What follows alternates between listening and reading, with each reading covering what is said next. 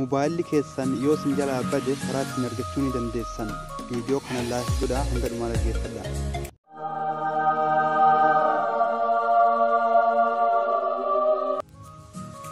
Ashamaa akka fuunee ilmaan Oromoo kabajamtoota fi jaalatamtoota hordoftoonni chaayinaala Abdallah M1 akkamiin nagaa jirtu jecha mobaayilli keessan yoo isin jalaa badee namni biraa arge namtichi arge sun bilbila keessan karaa itti argateeni dafee isinii wal quunnamuu ni danda'u. Waan ajaa'ibaa isin agarsiisaa waan mobaayila keessan irratti hojjechuu dandeessan aappii tokkoon maletti lakkoomsa kan keetii fi maqaa kan kee iskiriinii fuula mobaayila keetii irratti akka deemu iskiriinii fuula mobaayila keetiidhaa hoguu qulfii isaa jiftee dalga galee akkamitti akka irra deemu akkamitti irra kaattuun si agarsiisa. Kun wanni si faayidu mobaayilli kee bakka fudhachuu jalaa bade namni biroo argee maqaa kee asirraa dubbisuu danda'a. Lakkoomsa kan kee iskiriinii kanarraa kan inni dalga galee deemu in argata si bilbiluu ni danda'a. Lakkoomsi iskiriinii fuula mobaayila keetii irratti akka inni deemu gootu lakkoomsa lama tokko bilbila keetii tokko kan hiriyaa keetii yookaan kan jaarsa keetii yookaan kan jaartii keetii. Maaliif jennaan tokkoon kabiraa kuni yoo kan kee mobaayilicha wajjin kan bade taate kan namtichatti dhugaa bilbilee argatuu danda'a jechuudha. Kuni yaada bareeda kan akkamitti akka irra kaa'achuu dandeessan isin agarsiisa.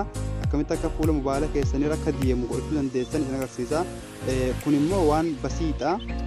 Mobaayila keessan fuularra akka deemu godhachuudhaaf waan guddatee mobaayila keessan eeguu hojjetan irra deemuu miti. Dhugaa qulfii mobaayila keessanii cufame qofa kan irra deemu jechuudha. Dhugaa qulfii mobaayila keessanii cuftan qofa dalga galee deemaa jechuudha maqaan keessanii fi lakkoomsi kaata sun. Kuni kana fakkaataa osoo gara barumsichaa sun dabarsine warroonni yuutuuba kiyyaa haaraa taatan gara yuutuuba keessanii galuudhaan Abdallah M1 jaa sarchi godhaa sabsiraaba akkanaaf gootan jaalaaf kabajaan isin gaafadha. YouTube keessan galaa mataa olii kanarratti Abdallah M1 jettaniiti sarchi gootu jechuudha.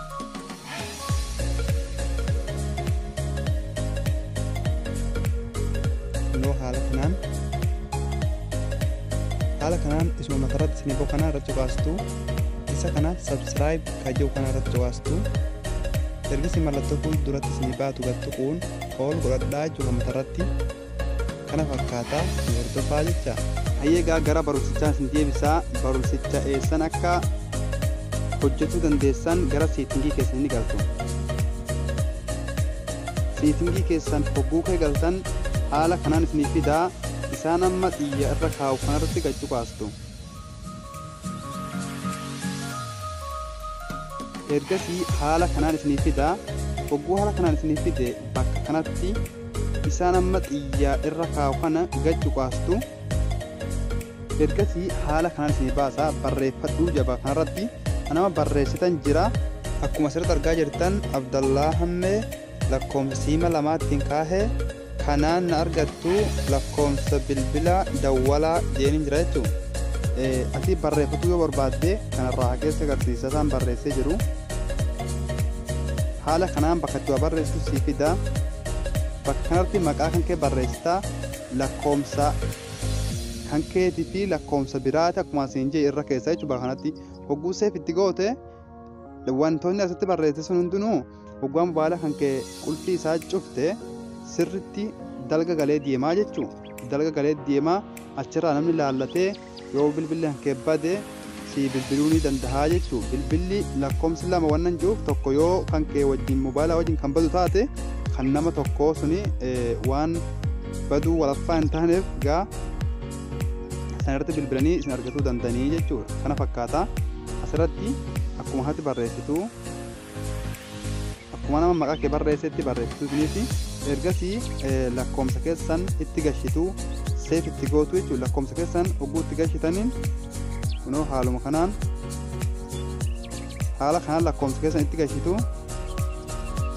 kunoo haala kanaan lakkoomsa keessan hogguu itti gashitaniin seef itti gootu jechuudha. Bakka kanarratti amma yoon dhaqeen qulfii mobaayila kiyyaa cufee isin agarsiisa jedhee kanan iskiriinii fuulaa mobaayilaa itti waraabutti jiru kan viidiyoo ittiin hojjedhutti jiru hin cufatarraa'ee waan ta'eef isin agarsiisuu hin danda'u. Isin bakkuma kanarratti erga gootanii isin iyyuu laalaa jechuudha. Qaadhaan mobaayila keessan qulfii cufaadha laalaa jechuudha. Bakka kanatti erga seef gootanii waan amma kanaatti barumsa biraatti nama walitti deemnu nagaan naa turaa yuutuubii keenya sabsiraaba gootan viidiyoo keenyallee akka laayik akka nuuf gootan jaalaaf kabajaan isin gaafanna.